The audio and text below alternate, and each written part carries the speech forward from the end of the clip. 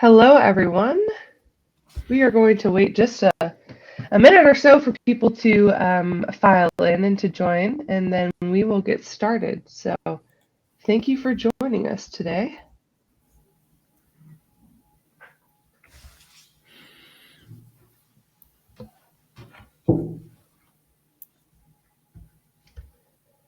Okay, let's hop right in. Thank you for joining us today for an impact dialogue on business sustainability in 2024.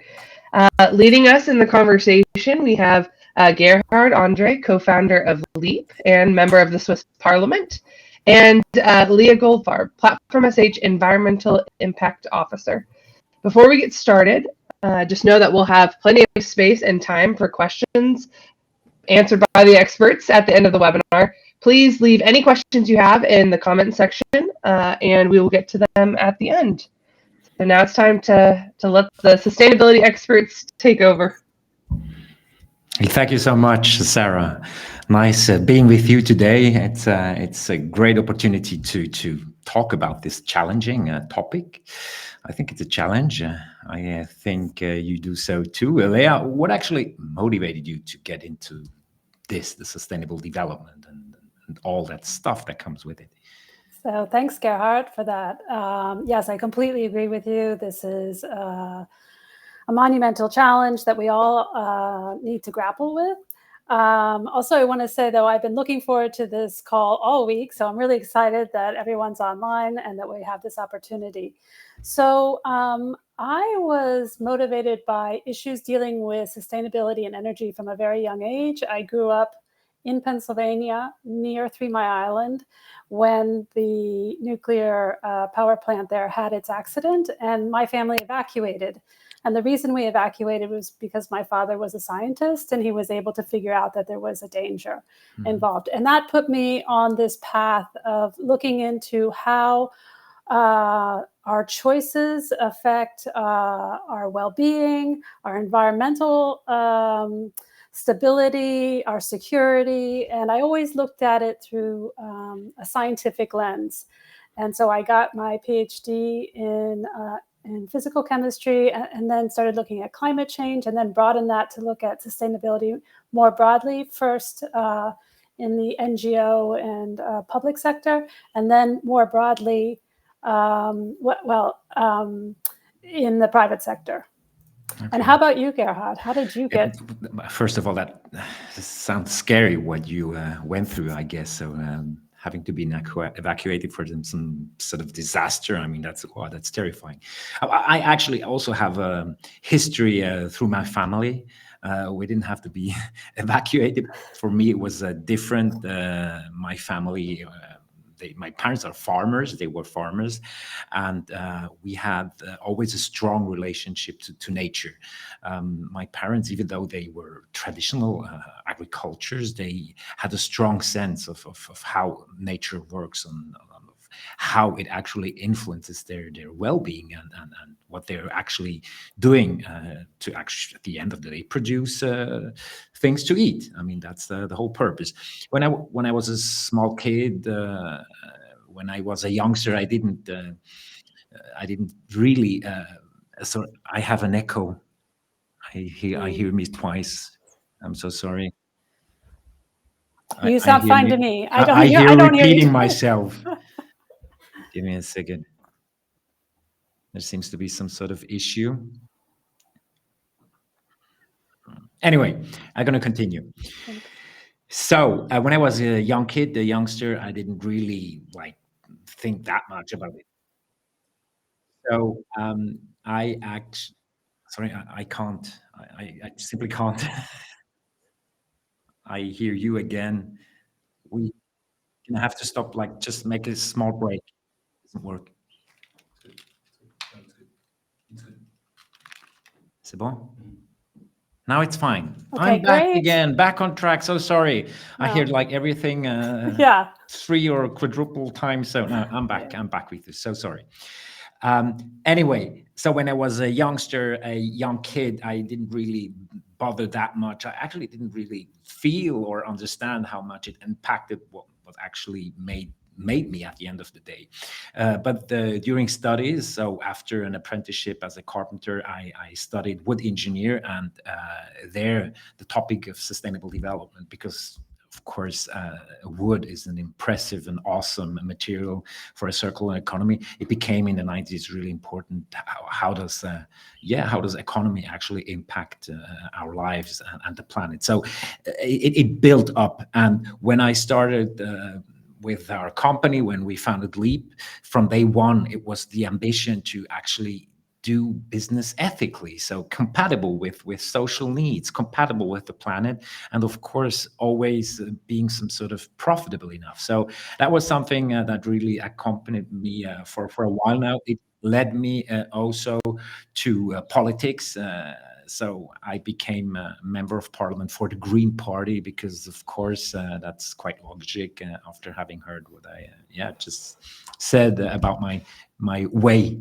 So that's about it. So, I mean, we are today here representing companies trying to use digital means to make the world a better place. It sounds a bit cheesy, but at the end of the day, that's the ambition. How do you tackle that? What challenge do you see? How do you deal with that? Yeah. I'm interested in how platform actually does that. So I understand that this may be a new topic to a lot of decision makers, C-levels. And so I'd like to do a little bit of framing and framing using data.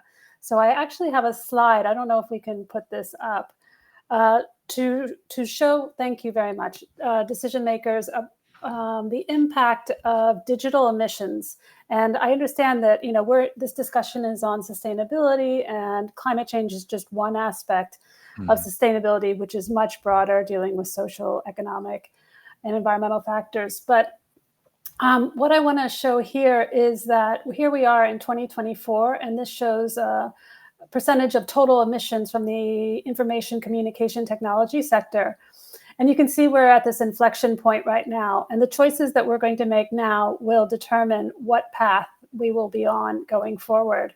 And so already we're at, about 4% of total emissions are coming from the ITC sector.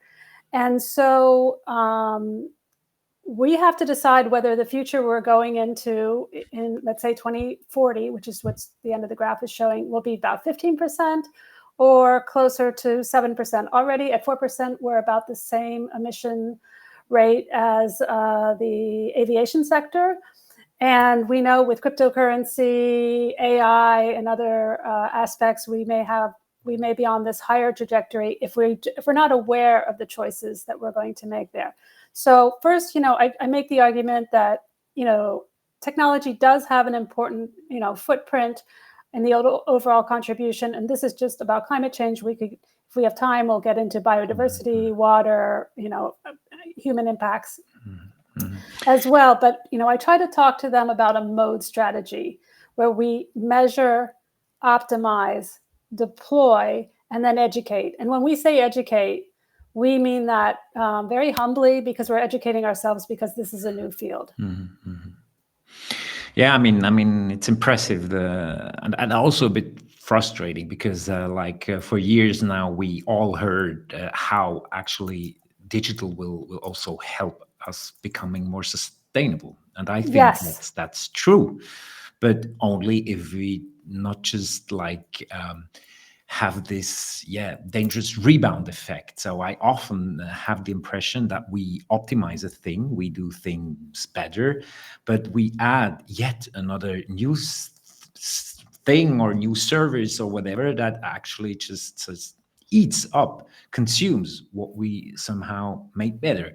And that's really a tough one. And I mean, I heard of studies a few months back, an interesting meta study on what's the actual net sum, what's the net effect of digital for sustainable development. And up until now, so not looking forward, but not up until now, it's basically neutral. So they did many things better, but we didn't stop adding new stuff that somehow just eats it all. And I myself on a political, also of course on a entrepreneurial level, I have the ambition to change that. So Yeah. I'm really interested. I mean, for us as a software company, it's a bit different than I'd say in your business model. But you're gonna explain how you're gonna try to tackle this like conflict of interest at the end of the day by doing more and wanting to do more, but actually more of what. So traditionally it's more material, it's more electricity, it's more stuff. But what about more value of other sorts? And in our company, we try now for almost 2 decades, of course, to not have a big impact as a company. So how do we commute? How do we work with each other? How can we actually balance our private with our professional lives? How we actually do as a company. And that was an important aspect. Maybe you can pull up a graphic. Here's an example. We do a measuring of CO2 impact of the company, so of the company's activities for quite a while. What you can see here is this 2.5 tons per full-time equivalent in Switzerland for comparable companies, so in the service sector. And we were quite a while now below. We started measuring that like in 2007, and there's still room for improvement. But what makes a huge impact is how people commute. And that's something we really looked at like closely. And you can see here that almost all of commuting, like 96% is done by feet, by skateboard, by bicycle, and like public transport. Of course, in Switzerland, that's actually even possible. Not every country has this kind of public transportation.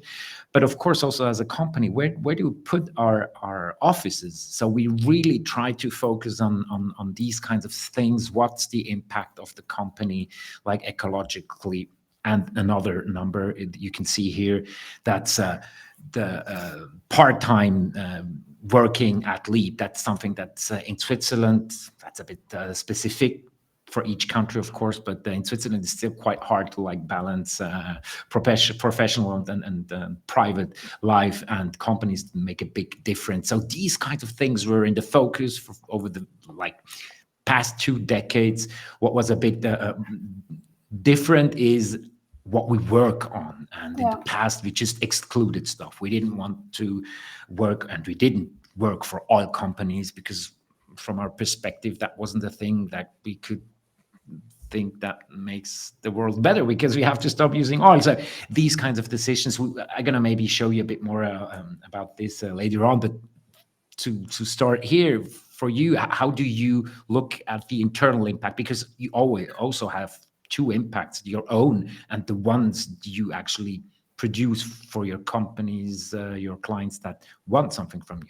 Yeah, exactly. So first, I'd like to pick up on what you said about really looking into the peer-reviewed literature, what is said on this topic.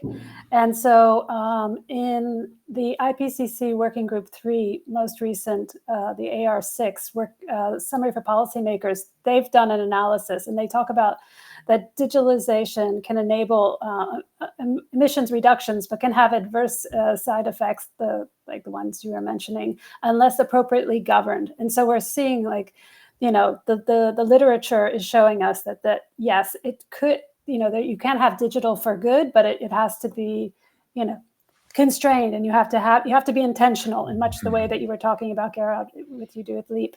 And I would say maybe overall, it sounds like your sustainability journey is a bit more mature than what we have at Platform.sh. And just to be clear, we are a platform as a service, so web hosting, multi-cloud for websites and web apps.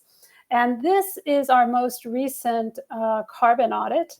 We're moving into more of a sustainability audit where we're submitting this month our EcoVadis submission. So working on broadening out we started our journey really working on carbon and the environment, and now we're going to get broader. But every year, and we've been doing our carbon audit since 2020, We're a younger company as well. And what we see for this year from 2023 is quite interesting. So these results are actually on our auditors' website. So we make all of these data publicly available. And if we compare our carbon audit from 2022 to 2023, we saw an absolute reduction of 6% of our greenhouse gases.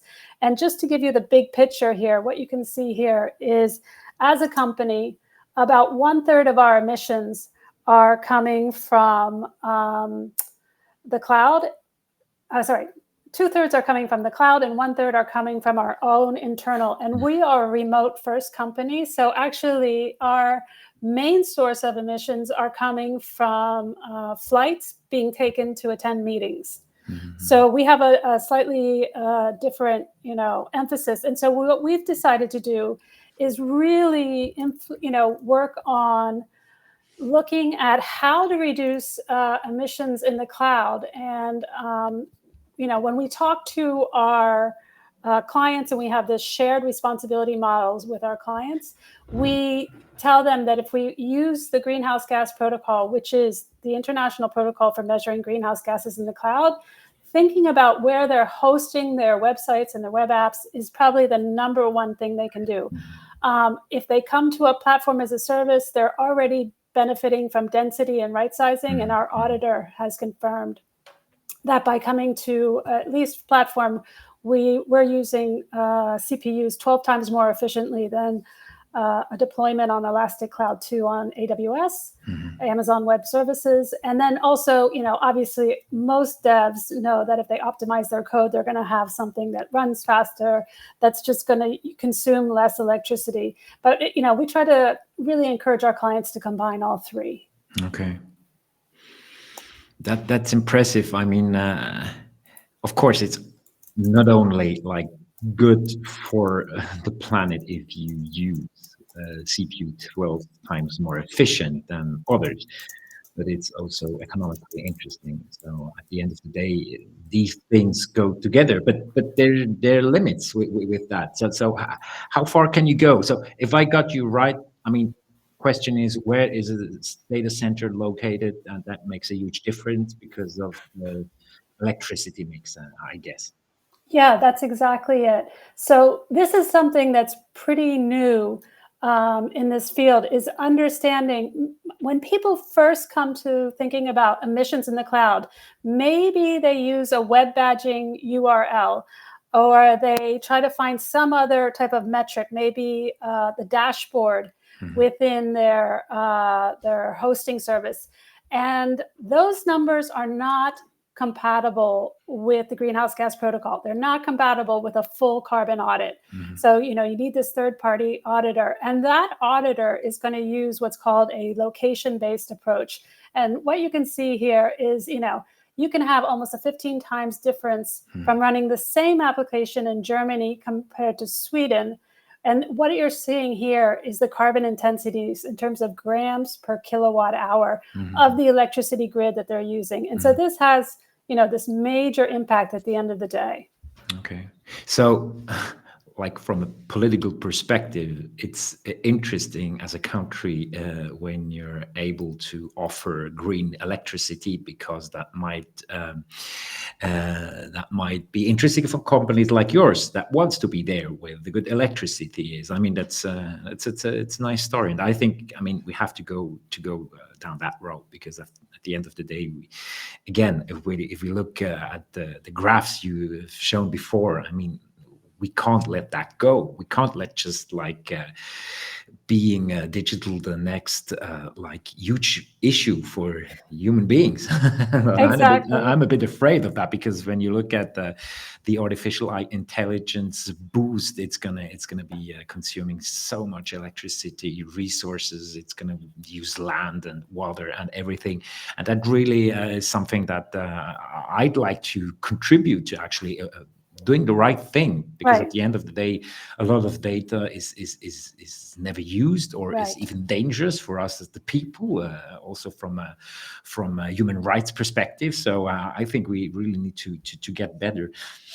I mean, there's this sobriety approach. I mean, having a better life by consuming less at the end of the day. I mean, what's your take on that? Because we try, of course, in a I'd say difficult environment economically. I mean, we have to pay our bills, we have to pay salaries, etc. We are a for-profit company, but still we try to go down another road where we actually try to respond to the issues with more brain power and less electricity. So trying to figure out new approaches and really also like having the courage to address these things, but it's a tough one because we're so used to more of stuff, more of whatever. As human beings, it's really hard. I heard from a psychological experiment. People get a small house with Lego, and the task is improve the le toit, improve the roof, improve the roof. And almost everyone is adding Lego bricks, but not necessarily improving the stability of it. But just it's a reflex. We're having a hard time imagining things that are smaller, use less things. So what's your point on that? What's your take on that? We try to include this kind of thinking because I think it's needed, but how do you approach that? So it's a really interesting question, and I probably address it as a very cold scientific question, about measuring this and looking at this. And I have to say, I think the concept of digital sobriety, which is very popular in Europe and is gaining ground, to make people more conscious about the resources they're using is absolutely necessary. And, we could have another webinar on overconsumption or, other aspects. But what's interesting is I'm also a bit of an optimist. Hannah Ritchie, who works at Our World in Data, she has a new book out called Not the End of the World. And according to her grandparents, who I believe grew up in Scotland, had a bigger carbon impact than she does today. Okay. And it's kind of this, she has lots of very hopeful aspects with complete clear-eyed view on the climate crisis and understanding the biodiversity loss that we're looking at as well, and the urgency there. So I think we can have a very clear-eyed way of looking at all of this, but measuring, I always come back to that as a key aspect. And then I think what's changing in this space as well, in particular, we're seeing this in Europe and to some extent in California, is the regulatory changes. So the fact that CSRD is coming in right now, the Corporate Sustainability Reporting Directive. And for large companies, it's already into effect. Companies will be sending in their reports, which can be made public beginning of next year, and it'll be phased into anyone who has a large footprint in Europe soon. And then also the California law looking at declaring, scope 1, 2, and 3 emissions. There's a lot happening in this space. And I think as these ESG metrics become more and more known, I think we're going to become more aware of our choices and where we can choose to act it to have the biggest impact. What gets measured gets improved. Exactly. Now, I'm totally agreeing with you because I think we really need a common understanding on how to weigh things, how to measure things. I mean, financial accounting didn't like fall from the sky. It took decades to calibrate a global financial system, and I think we are right now in the midst of the same thing doing for impact accounting. I mean, it's still not synchronized. There's a lot going on. I'm also in the board of administrators of an ethical bank that was founded like over 30 years ago. It's a great initiative, the Swiss Alternative Bank, and they did that for like decades now, and I'm really impressed on their approach. And what is interesting to me now to see is that it is becoming mainstream. So the financial sector especially is like challenged now to be more clear about their impact, but also multinational companies. I think the EU is pushing forward. We in Switzerland, we are always a bit late to the party, but when we get on, we usually do a good job. But we are not the ones. Yeah, that's unfortunate, but often not the ones that are actually leading. But we can still have front runner companies like ours. So yeah, but I think that is so important of a point that you've brought up. That there was Bill McKibben who wrote an article in the New Yorker about how even Google's footprint could double if we added in the banking component. So I think that the initiatives that you're working on like that are just so important. And it's, how we measure this. When does it take, when does it become part of the audit sheet, this non-financial audit sheet? So it'll be interesting to see how auditors start to handle this. We just need to be fast now, because we need to be in sync soon as an economy, as a global economy, because I think that's going to be really important.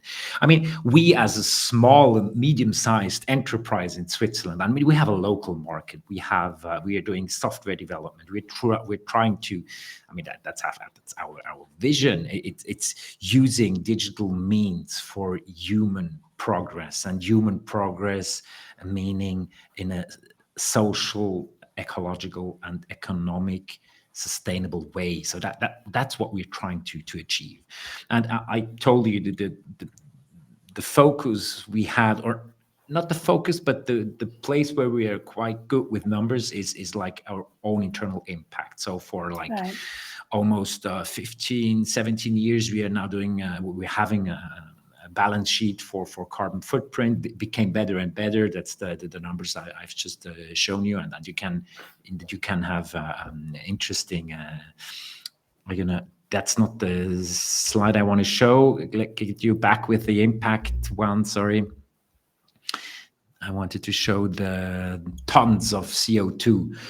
So that's a thing we have done like more than 15 years. So we know that quite well, and other aspects of the internal impact. And when we try to figure out with whom we want to work, because even though we needed projects, we always needed projects, we thought there's some we don't want to be associated with. So that was, sometimes it was tough, because if you need profit, if you need turnover, and you say no to projects, that's a tough choice from an entrepreneurial perspective. But we as founders were always convinced that on the long run, it's going to be profitable for us to be like defending strong values and trying to really contribute to a better world. Again, this big sentence I'm using to show where we want to get. But in the past, we made that it was quite simplistic. I told you we didn't want to work for oil companies. That was sort of a no-brainer. But then again, what does an oil company do? Where does it go? Where does other companies that are maybe not so black and whitish, what do we do with them? And a few years back, we began using, and now we can maybe show the slide on the sustainable development goal metric we developed for us as a company. So what we try to figure out is what's the impact, positive and negative impact, on all SDGs, on all 17 SDGs of our client portfolio. So what you can see here is the positive impact and the negative impact. So we didn't sum it up to actually be to be clear that there's always, or most often, also some negative impact. And we figured out for us how to deal with that. So what you can see here, it is complex, but also a bit simplistic. So we look at each and every project we're working on, and we try to figure out what sustainable development goal is actually concerned within this. That's so impressive. And then we say, okay, for how much? 20% SDG 8, 30% SDG 15, whatever. And that's the simplification. We just multiply with our worked hours, because that's our currency. We work We get paid by the hour usually, and we just get some sort of landscape of what does our portfolio do. And of course, we try to push everything into the green. And as you can see, there's still room for improvement. And that's what is challenging, because the market isn't there. When you look at biodiversity, I mean, SDG 15, life of land, that's a tough one. How to actually contribute and make this issue better. And I don't know, do you work with this kind of metric, like in a broader way? How do you deal with SDGs or others? Because I think you're quite advanced as well in several of these standards you're using, don't you? So we hope to get up to this level, these type of dashboards for ESG, for each sustainable development goal. We're not there yet. Okay. It was, as I said, we just started really on the environmental one, and but we are applying for B Corp certification, Okay. and I think Liip already is. So Yeah. I think that there have been a lot of businesses that likely have started out with this core idea at the beginning of what you wanted to do, and the more certifications and the more recognition you get, I think the better, for all of these, whether it's science-based targets or, B Corp from your choice of your clients. But these are really tough questions. But one small thing I can show in terms of climate impact is at Platform, we've just launched a new product. And if we could just show this for a second. Okay. So UpSun is our newest one.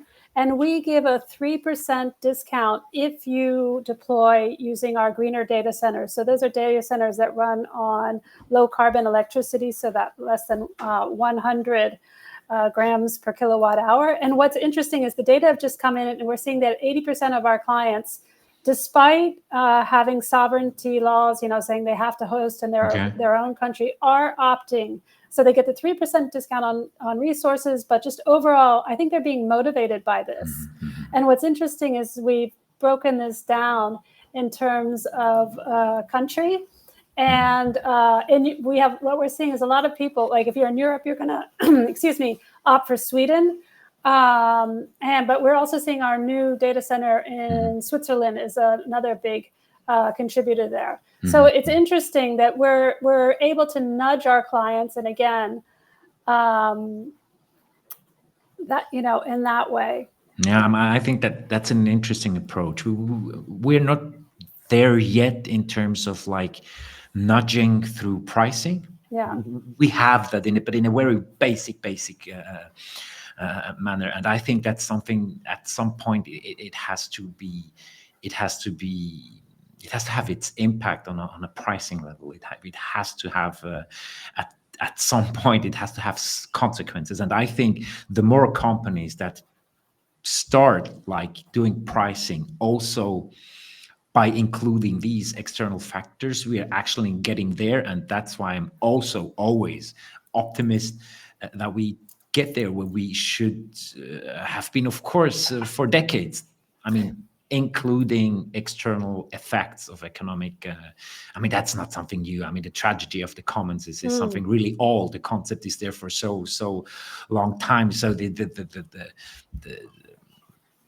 the fact that we actually are doing business as a society without having to price in the negative effects of what we're doing. And I think what you actually just showed here is like integrating these things economically.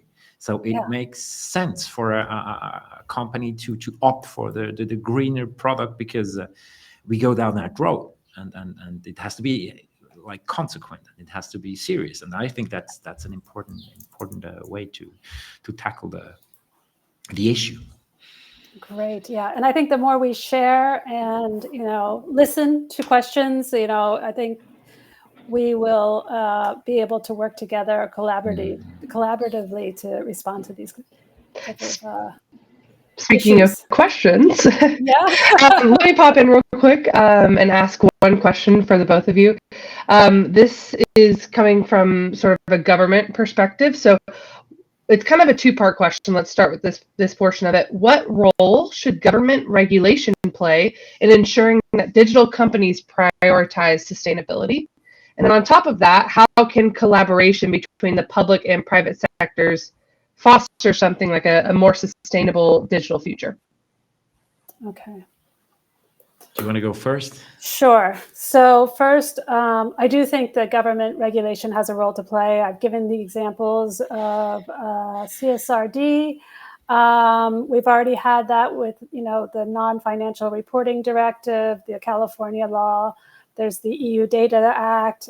There's also a subject that we haven't touched upon yet, which is the subject of greenwashing, and that is regulated, in Europe, but increasingly worldwide. I think, these are all, absolutely critical elements to all of this. I think Gerhard has already talked about the carrot initiative, like pricing and, encouraging the client to do the right, but we also need some sticks, to balance these things off. And that's what the scientific literature has shown. That's why I read out that quote from the IPCC, saying that, regulation is needed in this sector. And then in terms of collaboration, public, private, this is something near and dear to my heart. I think this is absolutely needed. And yes, we have been too siloed in the past. And the more that we come together in different fora to share these type of lessons learned, for example, just on this example of how you calculate emissions in the cloud. I go to developer conferences and they think, you just enter your URL, you get a number and that's good enough. Well, no. And then when we give presentations, because we at Platform.sh, we do have clients from the public sector as well, they're also surprised. So there's just so much education that needs to happen. And I think we have to create an environment where people don't feel that it's all sticks, that there is this open discussion platform that we can ask our questions, we can learn from one another, and understand that there's a larger framework of regulation, but we're all trying to arrive at the same goal.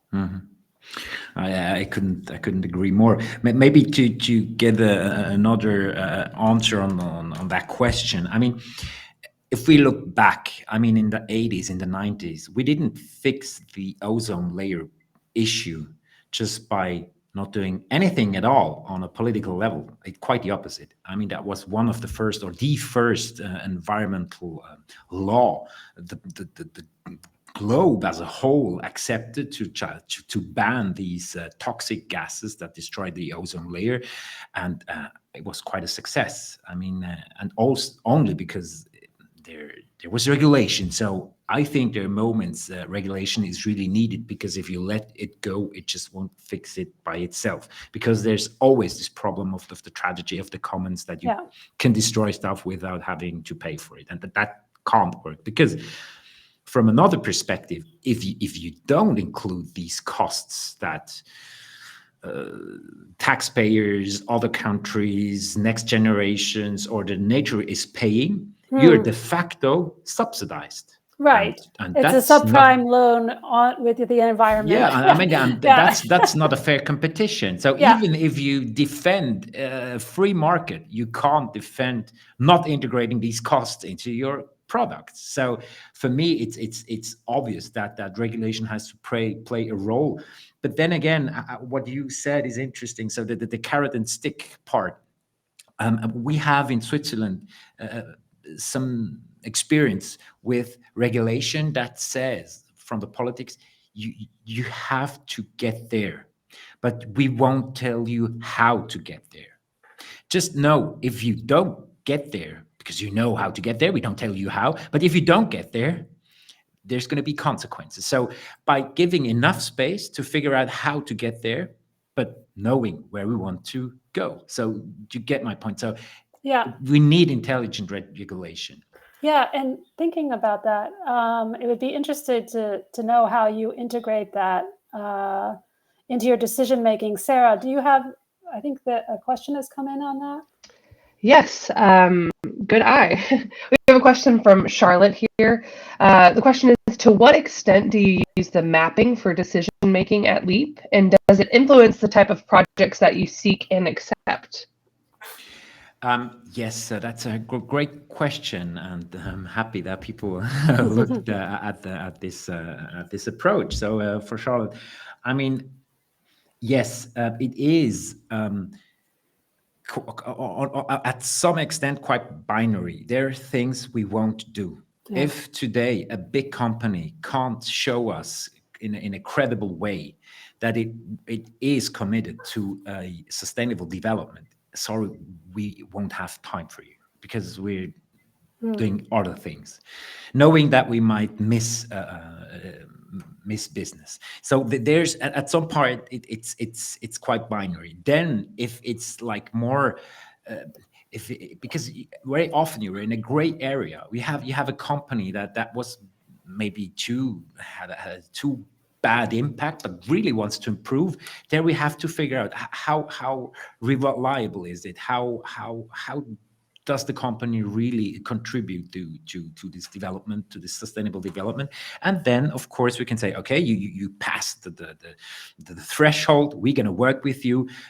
As a company, we try as a whole to focus on some things like biodiversity is a big one at Leap. Yeah. We really try to, because in Switzerland also it's quite an issue because we had a huge loss of biodiversity. If you look at insects and small animals, it's huge because Switzerland is dense and it's like agriculture is like in each and every corner, so it's tough to maintain biodiversity. So we also use this metric to shift our portfolio towards something we want to achieve. So it also helps for that. Yes, it helps to decide with whom we want to work and with whom not, and where we want to contribute. It gives us clarity, but it's tough. It isn't easy because again, the politics or the regulation isn't like favoring these things. We have to do that by ourselves. We can, but there's limits to that because if we're the only ones, we won't shift as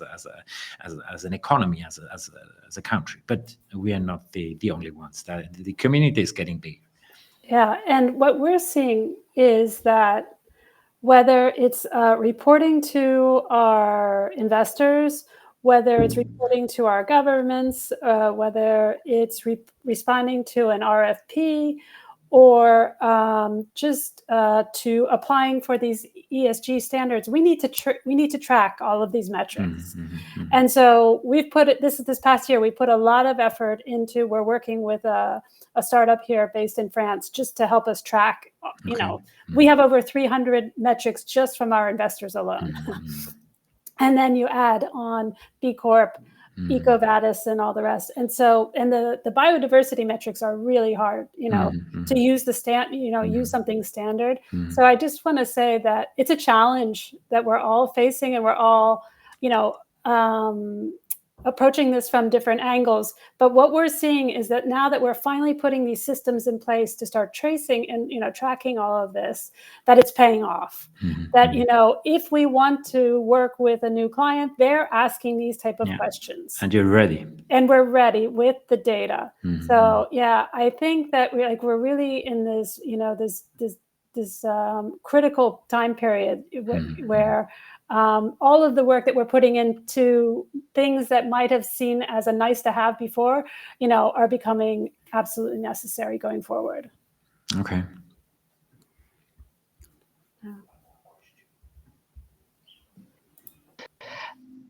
Okay. Another question for the both of you. What are some innovative ways that digital companies can leverage their systems and platforms to drive positive ecological impact on a larger scale? I mean, I think it's individual. I mean, look at Leap, look at platforms. We're quite different. We need each other because we, as a software company, we need cloud infrastructure to run applications, and I mean, Leah, you need applications from somewhere to run on your systems. So for us, I think of course of what I've just been telling you about how measuring things we do, what the project actually does. There's of course another aspect to that, And the W3C standards, as an example, are interesting for our industry, because with these standards, I mean, that's the internet standard, we get a good common understanding on how to, like, from a technical perspective, like really trying to get the most out of the least of energy and resources. And I think that's going to be one of our major tasks, always by doing the right thing. So because you can use things perfectly and on an engineering level, like awesome, but you can do something completely wrong with that. So it's always both aspects. I think you can't limit yourself just by looking on how to technically use the stuff you're working on, but what it's used for. I mean, it's always both.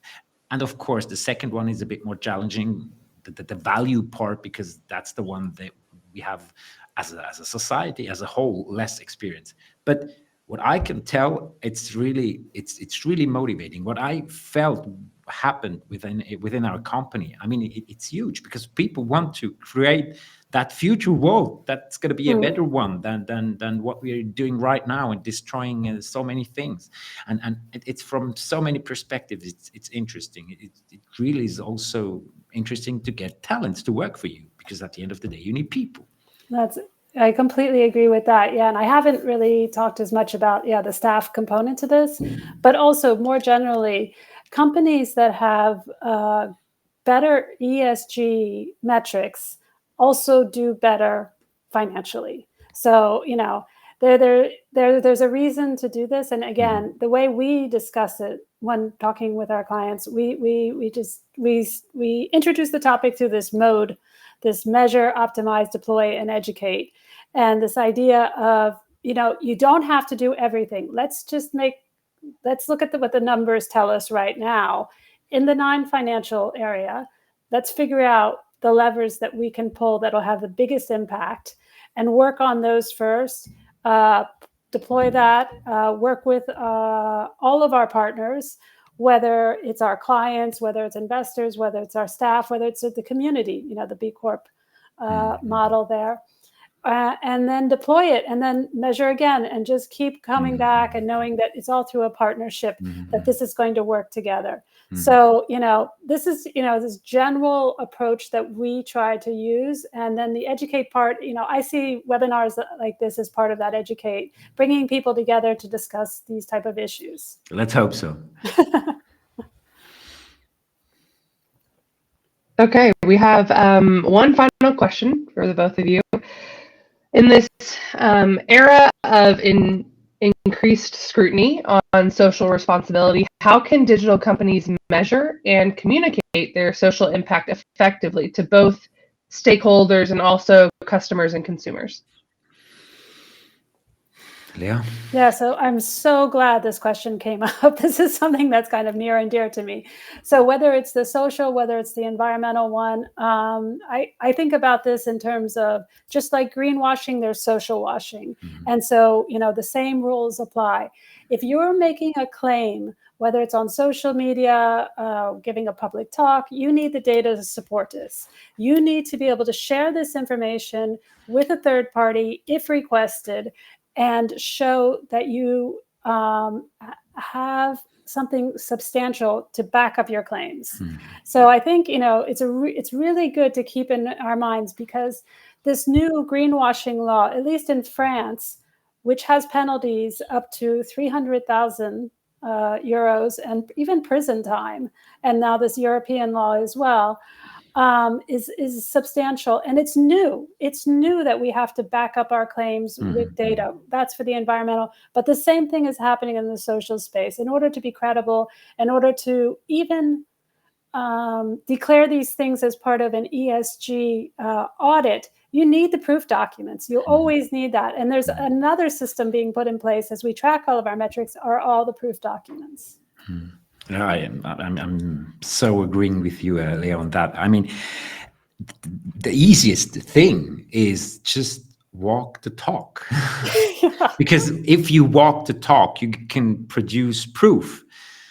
on what you have been doing and telling. So it has to be compatible. What you tell should really be what you're doing. And I mean, it's simplistic, but it is the way how it works. I mean, for us as a company, we always had a huge success by just being transparent. I mean, we are open with so many things. One example, we have a completely transparent salary system. So we have everyone can look the reasons why another person has what salary, and it's somehow deterministic. It's not some I don't know, some surprise or negotiated I don't know what salary. But no, it's we can show how we work, how we do that, and it's fair.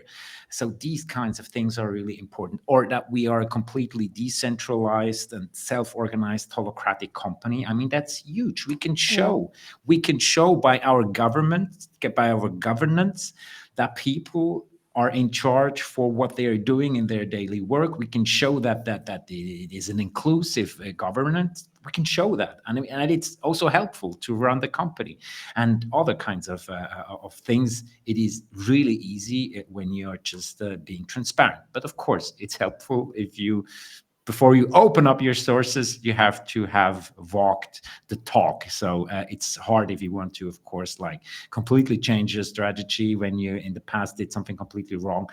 At least then be honest about it. I think that always works. Yeah. We do have one more question in the chat from Mira. So what's the next step you plan on implementing to further reduce your emissions in the next few years, but that you consider as a barrier due to its high cost? And in that sense, you might seek some government subventions to kind of accommodate that. Okay. Leah, go. Yeah, so I'm going to come back to that Upsun example where we're really moving our clients to choosing these greener options. Currently, this is there we go. So currently, that's coming out of our margin.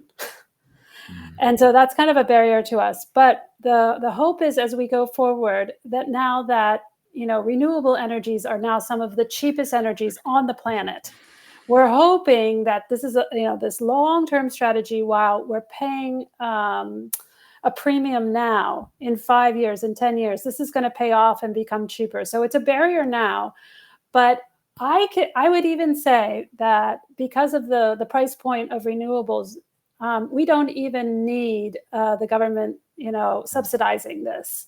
So, I think that there are areas that we work, with the government, whether it's through research grants or other areas. So that may be one area. But in terms of the long term, I think this pivot towards renewable energy to power the cloud is a really important one. Okay.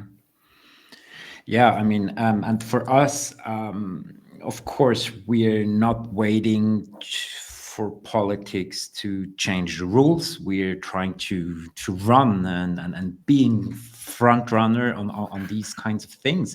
And there are several initiatives. I told you one is to really focus on biodiversity, because that's a big one. Climate, of course, we won't neglect that, but biodiversity is really a big one. We have to look at this, and it's way harder than climate to tackle. But there's also smaller things. I mean, from this year on, we stopped doing donations with cash. So what we did in the past, we tried to find out nice initiatives we wanted to support financially. I mean, that's a good thing. We create some profit and give it back to good initiatives. Now we changed that model, and we want to be part of the initiatives. So people are engaged in initiatives. Leapers are engaged and can use their time of the company to be engaged. So to start to breathe the change, and not just doing profit with something else that maybe isn't that meaningful, and creating a profit you can share with someone else. I mean, that's a bit weird. Of course, we did that for a long time, and I'm not saying doing donations is a bad thing, but it's culturally different if you get part of it, and we actually want to be part of it as a whole, and not just something that sustainable development shouldn't just be something that's apart from it. No, it's the core of it. Yeah, and we have a similar initiative internally where we have our green ambassadors, and so they're drawn through, across the companies, those who want to do even more, in their daily work, and also be the people who transmit these messages back to their wider teams. Mm-hmm. Great. Yeah. Well, fabulous. Thank you both for a really perfect, just engaging conversation around business sustainability. And thank you to those of you who have joined us. If you have any more questions, any follow-ups, feel free to reach out to any of us. You're welcome to drop in a chat in LinkedIn or even a comment in the thread that we have here. But yeah, I just wanted to kind of wrap things up and do a final close. If either of you have anything to say, feel free. So Sarah, I would like to thank you. I would like to thank everyone behind the scenes, making these things, pop up. Vincent, Greg, for everything. And particularly thank you, Gerhard. This has been such a great discussion. I really have enjoyed it. And I've enjoyed the questions as well. Likewise, really, thank you so much. I won't repeat what you just said, but the same for me, of course. Just one last thing, we're gonna also make a comment with our sustainable development report. It's quite exhaustive, and it might be interesting for people to look into that. But that was my last comment. Thank you so much. It was really great talking to you. Thank you. All right, thanks.